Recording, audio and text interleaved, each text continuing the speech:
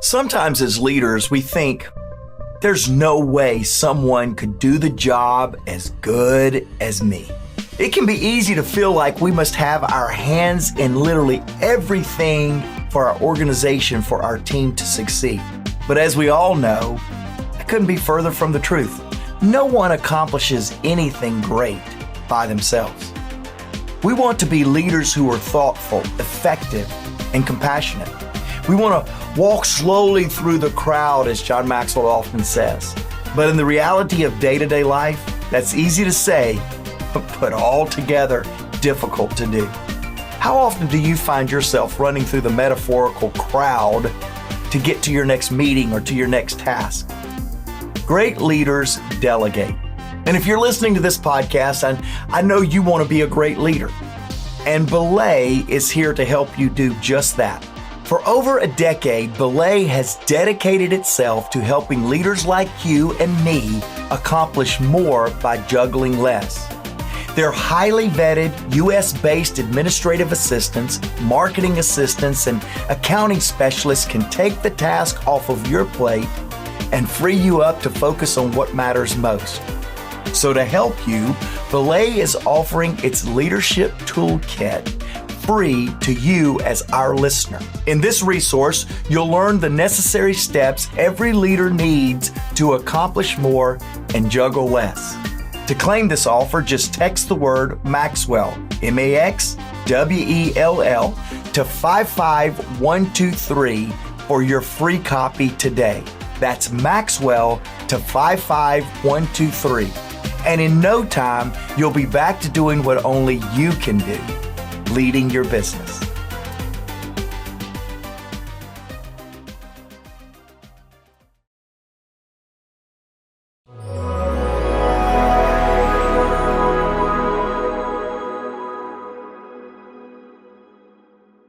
Welcome back to the Maxwell Leadership Podcast. This is the podcast that adds value to leaders who multiply value to others. My name is Mark Cole, and today we're talking about how success is found in your daily agenda. In John's lesson, he is sharing what he calls the power of 5. What are the 5 things that if you do them every day will help you accomplish the goals that you have in your life? I've heard it said often that we're a product, we're the sum of our daily decisions. And today, John is going to share with you on being intentional on what those daily decisions are and or what they should be. Can't wait for you to hear this lesson. Can't wait to sit down with my co-host, Tracy Morrow. After this lesson, she and I are going to discuss how you can apply these 5 things to your everyday life and to your leadership. Now, don't miss out on the bonus resource, or the option to watch this episode on YouTube. You can go to maxwellpodcast.com/power of 5. That's the number 5 to access those resources. Okay, here we go. What is your rule of 5? Here is John Maxwell.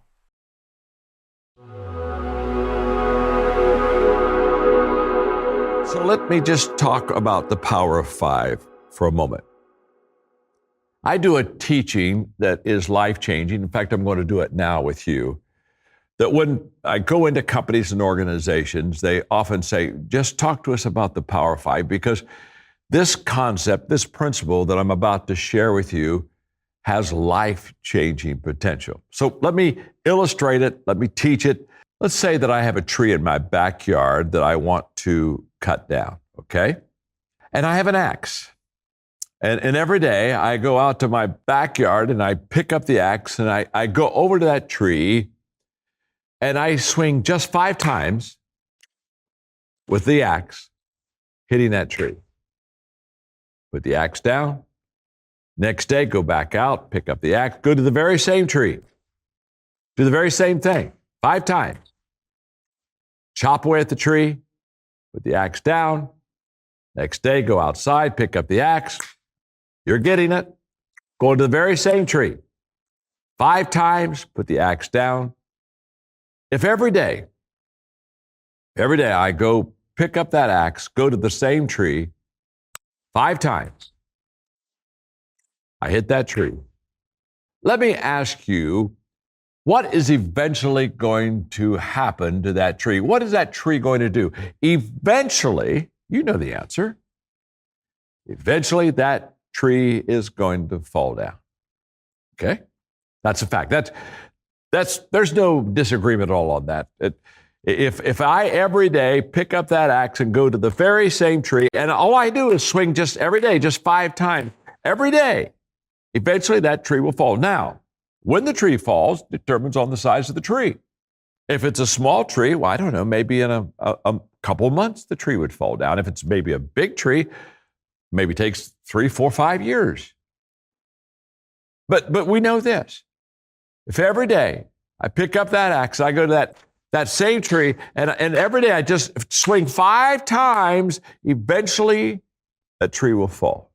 So when people come to me and they talk about the dreams that they have for their life, the goals that they're writing down that they would like to accomplish, I always think of the power of 5, because in this little story that I gave you are 5 things. 5 things that if you do every day, you'll accomplish the things that you really want to accomplish in life. So let me teach the power of 5 to you.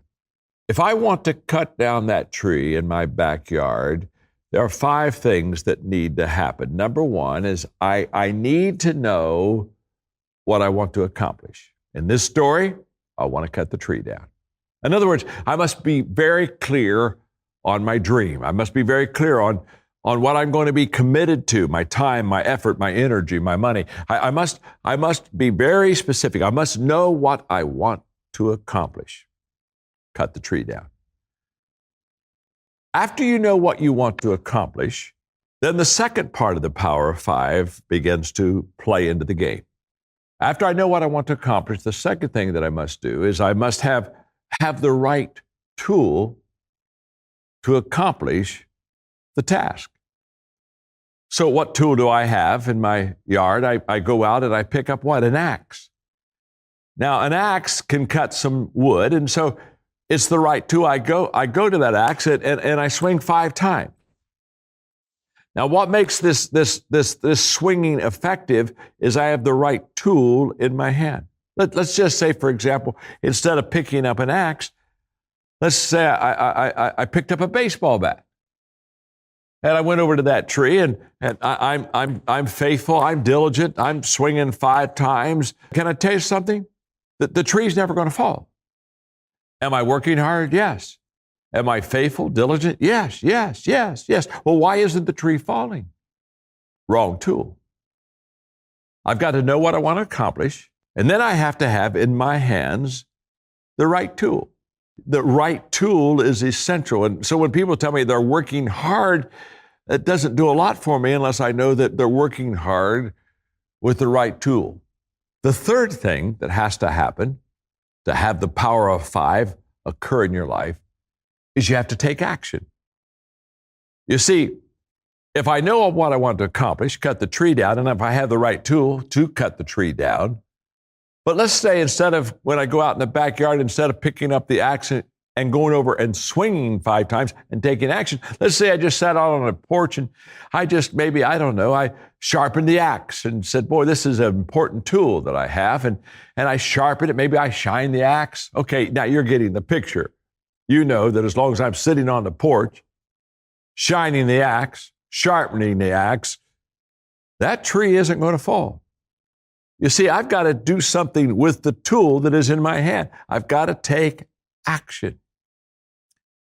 You know, in the word traction, which means to be able to make movement towards something you want to accomplish, within the word traction is the word action. And there is no traction without it. So many times, we really don't take the action step. It's kind of like when we sit down and we begin to write out our dream and, well, this is what I would like to accomplish. This is what I want to do in my business. And we write the dream down. And we get all excited when we look at the dream. We talk about the dream. We've written the dream down. We kind of got a dream map for ourselves. But here's what we miss. We have to take action. That's why I tell people all the time, the reason that the dream is fun is because the dream is free. It's a very free thing to be able to say, here's what I want to do in the organization of my daily choice. This is, wow, I want to go to the top. That's good. You see, the dream's free. The journey isn't. The moment that you take action, there's always a price to pay. You see, people, most people, many people want the dream to be free. They want the dream to be handed to them. They want the dream to become automatic. And they miss the whole action part.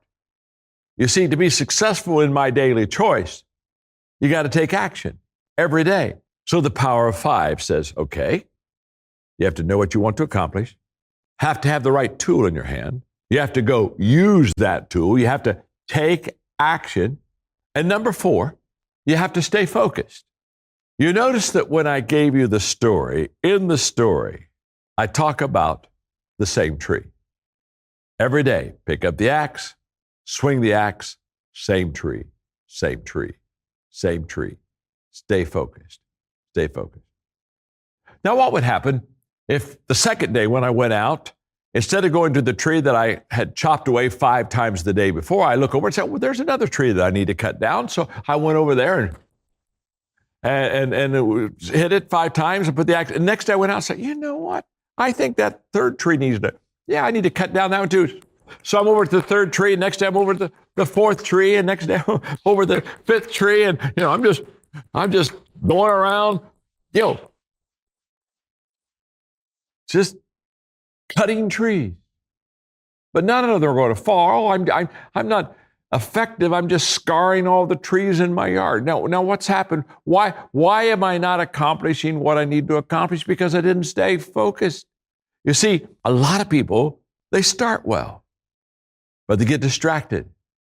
And when you and I get distracted, all of a sudden, it takes us off of our game plan. When we're distracted, it keeps us from accomplishing what we want to accomplish. Are we still working hard? Yes. Are we still swinging the axe? Yes. Are we still taking action? Yes, yes, yes. But we've forgotten what our focus is. And number 5, you have to be consistent. Did you notice when I gave you the tree story that there was a word that just kept popping up? That word? Every day. Every day. Every day. Every day. Every day. You see, what I've discovered is consistency compounds. And no one ever quit their way to the top. No one has ever said, well, I was in the game for a few months, but after a while, I got tired. And I mean, do you have to do this all the time? And no one has ever quit their way to the top. What I want you to understand is that tree, when it falls, the person, as they every day swing 5 times, which is showing you again that you don't have to work all day, but you have to work every day. Remember, consistency means you're better to have a set time of doing it every day than to do it really long one day and then skip 3 days. You see, what we don't understand is we never know how long it's going to take to accomplish our goal and our dream, but we do know this, that if we ever stop, if we fail to be consistent, what we know for sure is this: we'll never accomplish our dream. It's possible because we don't know when the tree is going to fall. It's the story of a sledgehammer with a rock that you just keep pounding on that rock and nothing seems to happen. You just keep pounding and, after a while you kind of say, I don't think anything's happening. I'm going to quit. And I don't know, after 800, 900, there's a certain amount of pounds and all of a sudden the rock cracks. That last swing was the one that made the difference. Success showed up on that last swing. We were already successful. We were successful when we took the sledgehammer the first day and began to pound on that rock. We were successful when we took the axe and the first chop into that tree. We were successful on the first chop as we are on the 1100 and whatever number I gave you earlier chop. In other words, because consistency compounds, the more you invest in something, the closer you are to accomplishment. Consistency compounds. And once you get in the game and once you stay in the game, and the more that you invest in the game, the higher the return that you get out of the game. Now, that is the power of 5. The power of five just simply says to us, if we know what we want to accomplish, if we have the right tool, if we take action, if we stay focused, and if we continually are consistent, we will be successful in my daily choice. That's a fact. That's not any theory to it. That's not a hope so, maybe so, could be, should be. No. The power of five will bring you success. Hey, podcast listeners. Many of you listening right now would probably love the autonomy that comes with owning your own business or becoming a coach that helps other businesses succeed. Well, we have a phenomenal strategy where you are 100% in control of your own business, earning income on your own terms, and have access to the people, tools, and resources you need to build a thriving leadership development business. When you become a Maxwell Leadership Certified Team member, you join a global community of entrepreneurs led by our expert team of mentors and faculty, including John C. Maxwell. You'll also get one of the top leadership certifications in the world next to your name, giving you the boost you need to get started. Visit us online at maxwellleadership.com/join the team to find out more. Hey, welcome back, everybody. Tracy, I'm so glad you're back. You and I have set in this powerful lesson live. We've watched John do it. In fact, we were laughing right before we started recording that the old clap. I've heard that clap so many times. I can actually do it. We were just in Paraguay just a few weeks ago, and John was giving this talk about the power of five, his rule of five, if you will. And he loves in international communities, because of the translation, he loves to tell everybody to clap 5 times. And then invariably somebody goes the 6th, the 7th, the 8th time and has a good time with it. But here's what John did several months now ago, maybe even over a year now. He taught his rule of five for several years. Here was his rule of five: to read, write, file, think, ask questions. And then he realized he needed to take a step back, Tracy, and talk about the power of five. And so today, as you hear this, John talks about it, rule of five, power of five. But Tracy, this has been an empowering lesson for me. I know it has been for you, and I'm so glad we're able to dig into what is now the power of five. 5 reasons, 5 things, 5 areas of focus to get your rule of five, essentially. That's right. I love talking about the power of five because for some, I think, will be listening and maybe for the first time are hearing this lesson, and they are maybe waking up to the idea of this, and it's maybe thinking like, gosh, the consistency of this is a little alarming if you have been inconsistent. But for some of you, like it was for me, the first time that I heard this, it was very freeing, because sometimes your agenda is this. In your mind, it feels so much busier and bigger. But when you get it down and you write down your 5 and you identify what your 5 things are, then it's so much easier. Like once you check those 5 things off for the day, you feel so incredibly accomplished that you know all I got to do is those 5 and that tree will fall. And so as we dive into these today, I hope that all of our listeners will print out your bonus resource, but also spend some time thinking about your power of 5. Diving right into it, I would love to ask you, Mark, on behalf of our listeners, but really for myself, how would you advise our listeners to use the power of 5? How do you use it personally? Do you have one overarching power of 5? Do you have like a power of 5 for several aspects of your life? Do you have many checklists of 5, or do you just have one big for like your big dream of your life? Yeah, so I have multiple rules of 5 or things that I need to do. So if we're talking about growth, I have one set of disciplines, and I try to do those every day. What I have found and how John has taught this, and again, for those of you that are just catching this power of 5 lesson for the first time and you're going, aha, because you haven't heard John much or you're just new to the podcast, new to our family, I don't want to leave you, but I also want to stretch us beyond the way that John has taught this for years, which is there's a rule of 5. Every day he reads, writes, files, thinks, asks questions. And John uses that as a thought leader. That's what John Maxwell, the thought leader, which is how he's known. You've either read a book, heard a speech, or been impacted by one of his companies. It's kind of how you know John.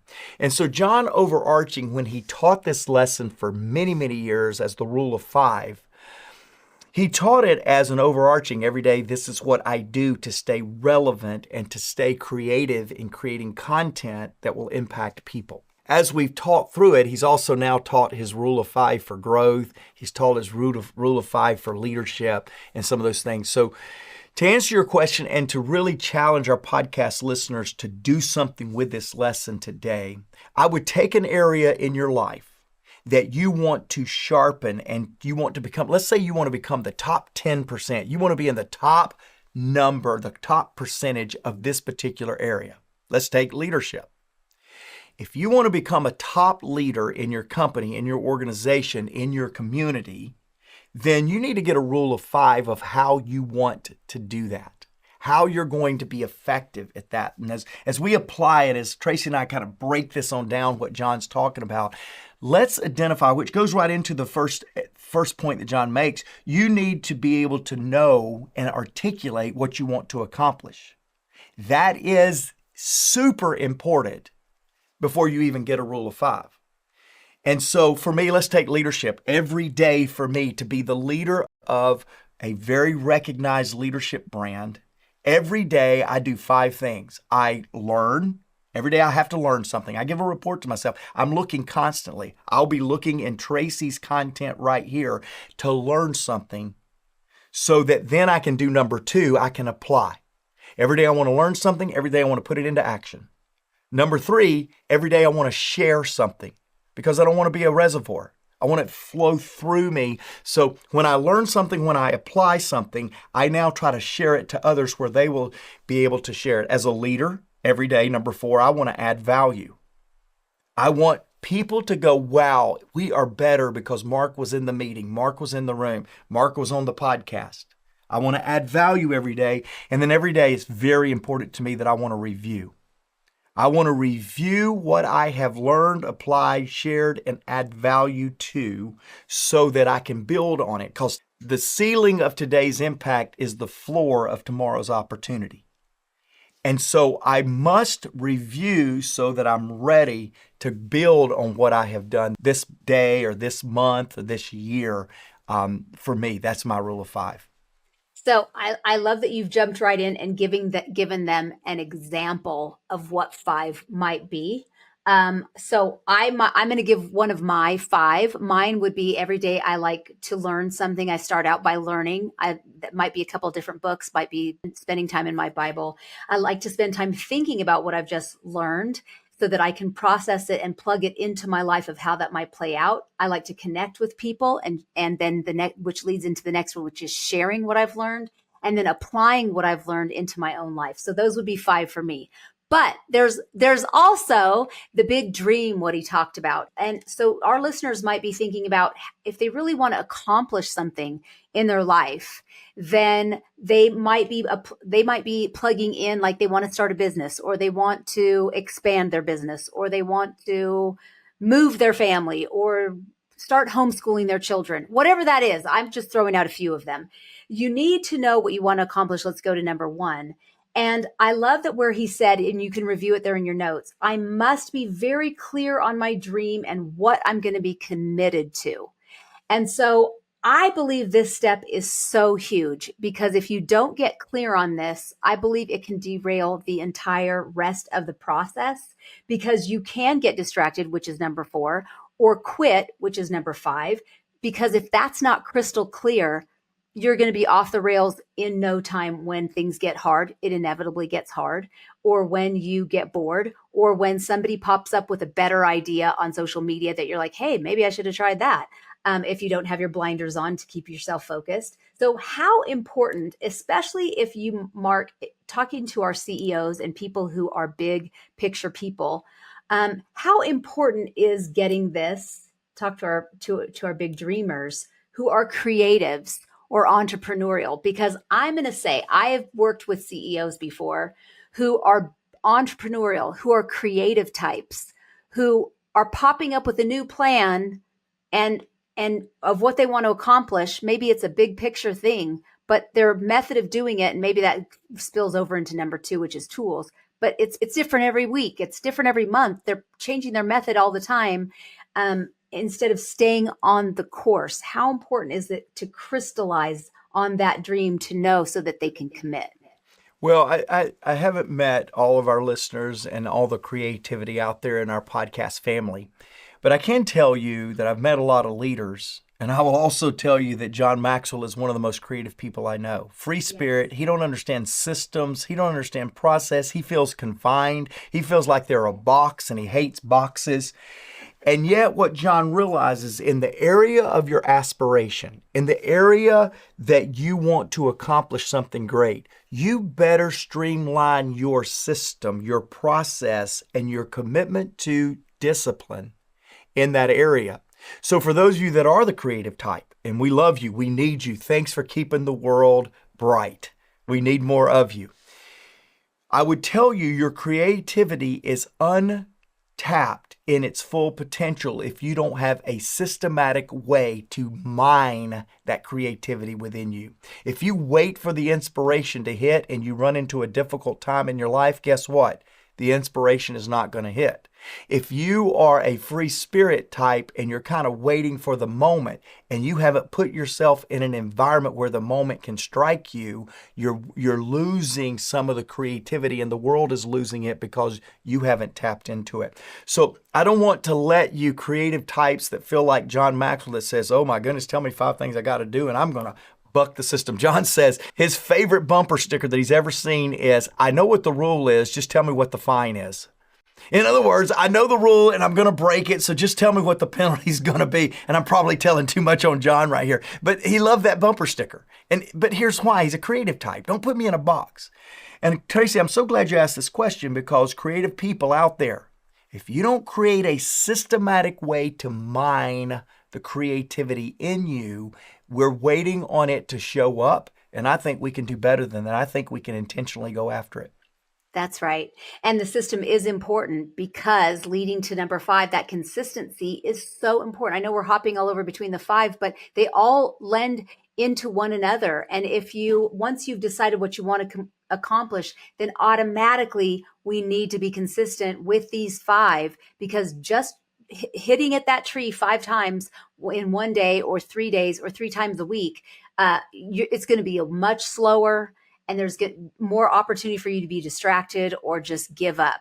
So the consistency is really important. Number 2, he talks about having the right tool. And he jokingly talks about going out and taking a bat to the tree. But it's a joke, but it's also really an important piece that I think probably does break down the system for some people when they are trying to accomplish something that they might be using maybe an outdated tool, or something that has always done it this way. This has always worked for us in the past, or maybe they're a little bit afraid. I know that some people are. I'm not saying this is pro or con AI, but I know that right now that's maybe a hot button topic right now to say, we don't want to go there because we're afraid, or we don't even want to take a look at it because that would maybe be a tool that's maybe an example of a tool. So let's talk about, how obvious is it when you're using the wrong tool, an outdated tool, that you need to modernize the tools that you're using, or be open-minded to younger generations who will say, hey, what about trying this tool? Because I feel like some people will just go to another tree or another project before they'll take a look and assess, do I need to try another tool? Yeah, I think, so let me tell you this. I think there's a couple of reasons that John really focused on you having the right tool. One, when you found a tool that has worked for you in the past or is working for you in the moment, and then all of a sudden it's not working, there's one of 2 reasons. One, the situation has changed. You're going after something a little bit different and you need a different tool. You don't have the right tool in your hand. I think the other thing that we have really got to be careful of, and where I want to hone in on answering you, is how sharp is your tool? In other words, you have the right tool, you just haven't done the diligence of sharpening the tool that's in your tool belt. And oftentimes, we get scattered and think, oh, my tool is not working. I got to try something else. And then we get frustrated because that doesn't work either. That doesn't work either. And it's just because we've lost the discipline of sharpening what we know will work that's in our tool belt. But let me say this, because you brought up AI. I have not completely locked in on how we at Maxwell Leadership is going to use AI. But let me tell you what, we've got about 10 people right now that are testing different things that we can do with AI, because I don't want to miss it.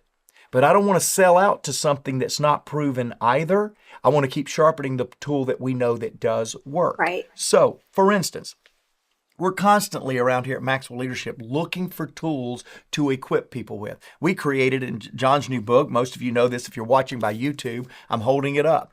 High Road Leadership. It's a book that we've sold out to, we've committed to in 2024 because of the state of division that's in society right now, from political to religious to geographical. I mean, there's a great division.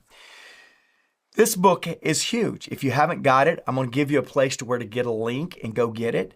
But some of you do have it. We created another tool to sharpen this message called the free High Road Leadership Assessment Tool. It's free. Did you catch that word? It's free. It's the High Road Leadership Assessment Tool to find out what kind of leader you are. And so in the show notes, we've created a link for you to go and get that free assessment. You're going to love it. It's going to enlighten you. And it's based off of this book. If you don't have the book, you're going to need to get that to understand what the assessment is meaning. But go take that free assessment. My point, you need to be sharpening how well you are treating the tools that's in your life. I love that. And I hope that our listeners will follow that link, make a little note of that. That's part of your Power of Five today. Your rule of five today, follow that and take the assessment. Let's move on to action. This is a step, I think John has taught on this so often, how taking action is such an important step that we don't want to be sharpening our tool, making sure that our tool is ready, getting so busy, getting ready to get ready that we never actually take that first step or take that second step. So talk a little bit about, where John says there's always a price to pay. And I think that might freeze some people up a little bit, as they sharpen their tools, sharpen their axe, thinking about, do I really want to pay this price? I'm not really sure, as they contemplate it, as they sharpen their axe. Talk a little bit about action and traction and what you've learned about that as a team leader, leading your team. Yeah, and this is going to sound like I'm answering your question by going back to point number 2, but I'm not. Listen to what George Washington said. George Washington said, if I had an hour to cut down a tree, I would spend the first 50 minutes sharpening the axe and the last 10 minutes cutting down the tree. And so often we get into action before we're sharp enough to be acting. That's what George Washington is really saying. Don't miss the point that part of action is to make sure that you're equipped to take action. Now, we're ready now. We've done the 50 minutes of sharpening the tool. We're ready. We're in action. I love this statement that John has said in the lesson today. The dream is free, but the journey isn't. And your ability to begin, my ability to begin, Tracy, to put action in place, to get some traction with our action, absolutely is one of the greatest separators of the players and pretenders that John talked about. The leaders and the wannabe leaders. It's their propensity to put into action what they've learned. I loved when you shared your rule of 5. I shared my rule of 5 of leadership. It is always put in place depending on how much you apply what you've learned. And you had apply in yours, I have apply in mine.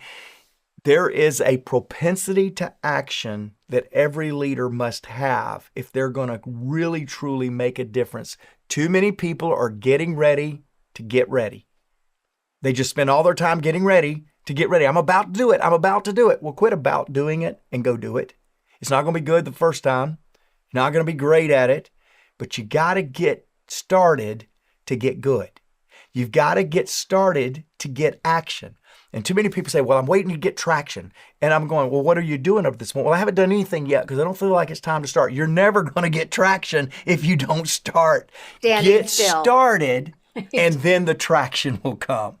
That's exactly right. That's exactly right. And then once you have that, he talks about staying focused and then, of course, consistency. I know our time is running short, but I just wanted to say, ask you or have you speak into this. It's easy to lose focus if you aren't sure. I kind of hit on that at the first one because I feel like one really leads into number 4. If you aren't sure that this is where you're supposed to be, if this is what you want, if this is what you really are going for. So really solidifying that. I feel like by the time number 4 and number 1 work together, being sure of what you want to accomplish.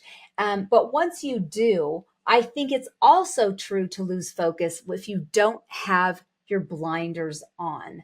So what are some tips for those of our listeners who are easily distracted, who are habitual distracted people, who are known for, I'm just scatterbrained. I know what do you say to your team members who have so much to bring to the table, but they are known for getting distracted along the way? Well, I first assess if they have the ability to get focused. I've met a lot of creative people, a lot of people that add a lot of value to our team, and they literally don't have the ability to stay focused. The blinders are not big enough to block out the squirrel, the distraction. They just can't do it. And so with people like that, I determine, okay, I put them in a place to where their long-term focus, or the lack thereof, I should say, is not detrimental to the team. So that's the first thing as a leader I do. Do they have truly the ability with disciplines and accountability in place? Do they have the ability to get focus? And some don't. Just go ahead and relieve yourself. You can work all your life and some are just not going to get it. Those that can get it, put accountability around them. Put responsibility around them. Give a reporting structure that makes them report in a consistent way, that knowing that report being due, that report due date, keeps them focused so that they can get the things done. So accountability, reporting, giving them a helper that keeps them focused, all of that are things that I do with people that has the ability to focus to get that traction. Okay. All right. So that's good. And we'll close on consistency. So again, like I said at the beginning, this was a game changer for me, just understanding that just those 5, you don't have to work all day. You just have to be very, direct in getting those 5 things done. So one of the things I did for my team is I created an app that had like 5 checks of what they needed to do for those 5. For our rule of 5, I determined what that was going to be for my organization. And then I created an app so that they could just log on, they could click those. And at the end of the month, it would go onto their calendar once they had finished those 5. And then they would send off their little calendar to their direct report so that it could show how many days that they had completed their rule of 5. So how do you recommend to your team or to our listeners how that they might develop consistency? Is that like a checklist on a little scratch piece of paper, or how do you recommend that to somebody who has never been maybe very good with consistency? Well, so I think that the simplicity of the concept of consistency overwhelms people. But Yes. it is absolutely that simple that you have to wake up every day. The way John taught this many, many years ago when he first started teaching the rule of 5, which again, today we're talking about the power of 5, is he would say every day I read, I file, I think, I ask questions, I write. Every day I read, I file, I think, I ask questions, I write. Every day. And he'd say, what do I mean by every day? I mean every day, on Christmas, on vacation, on New Year's. Every day I read, I write, I file, I think, I ask questions. The simplicity of every day overwhelms people. It says, but wait, I don't take a sabbatical. You don't take a sabbatical from every day. Every day means you've got to be consistent. And I know that flies in the face of people that, I got to have a Sabbath. I got to have some time for me. I got to have some me time. And I'm not taking away from that. Yes, you do. Yes, you do. But those 5 things that you should do on a daily basis, you take a month away from being using your tool of thinking, writing, following, asking questions, writing that John's talking about, and the tool becomes dull. Now, you can change the way you can do it. You can change the expectation. You can change the setting. You can have a wonderful vacation. You can do all of those wonderful things. But the rule of 5 and consistency demands of us you don't have to do it all day, but you got to do it every day. You don't have to do it every day the same way, but you got to do it every day. And that's what consistency means. And that consistency really trips people up when it gets into practice, because they want to have a Thanksgiving excuse, or they want to have a Easter excuse, or they want to have a I'm having a bad day excuse. And before you know it, there's more days that have a holiday from your rule of 5 than you do have a work day on your rule of 5. Get a rule of 5 that energizes you. It fulfills you. It don't feel like work on your sabbatical. It doesn't feel like a challenge to do it in place of something else. It actually feels like an opportunity. I want to remind you, just kind of as we close out today, that we want you to take this High Road Leadership Assessment. It's free. There's not a price barrier there, because I want you to find out what kind of leader you are. We're passionate about High Road Leadership. If you haven't read this book, get it. If you have read the book, but you haven't shared the book, get it and give it. But I want you today, the big challenge is I want you to take this assessment, and I want you to find out how well you're doing on the high road of leadership. We had a listener comment, and I love our listener comments. I'm going to take a little bit of time at some point and talk about some recent podcast listeners that I've met, but this is from Estella. Estella listened to A Leader's Greatest Enemy, and this is what Estella said. I was able to listen to this podcast about pride, a long fight in my life, with a smile in my heart. Thank you for your example to put the cookies at a low shelf for us.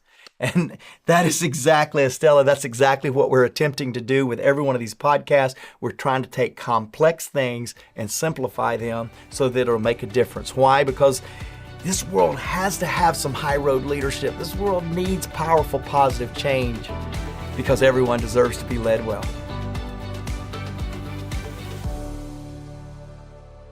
Are you ready to elevate your leadership to new heights? Join the movement towards high road leadership with John C. Maxwell's latest book. In High Road Leadership, John explores the power of valuing all people, doing the right things for the right reasons, and placing others above personal agendas. Learn how to inspire positive change and bring people together in a world that divides. Order now and receive exclusive bonuses, including a keynote on high road leadership by John Maxwell himself, and a sneak peek into 3 impactful chapters. Take the first step towards becoming a high road leader. Visit highroadleadershipbook.com to order your copy today.